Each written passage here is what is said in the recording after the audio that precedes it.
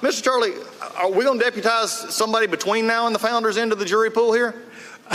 Well, first of all, only I will speak for James Madison. No, we all will speak for James Madison with about the same level of accuracy.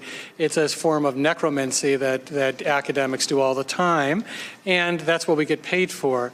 But I just want to note a couple things. First of all, I do find it rather surprising that you would have George Washington in this jury pool. I would strike him for cause.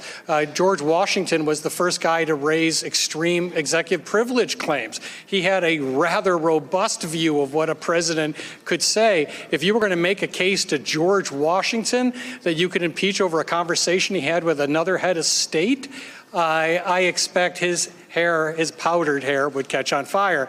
Also, I just want to know one other thing. And I am impressed with carrying an 18th century copy of Samuel Johnson with you. No, it's just the online version. It's just the online version. You, as an academic, I was pretty darn impressed. I just want to note one thing which may explain part of our difference.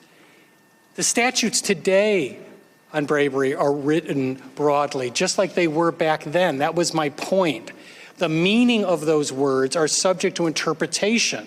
They're written broadly because they don't want them to be too narrow. That was the case in the 18th century as they are today. But the idea that bad practices could be the definition of bribery, really? I mean, is that what you get from the Constitutional Convention, that bad practices? Is that why Mason wanted to put in maladministration? Because bad practices is not broad enough? This is where I disagree.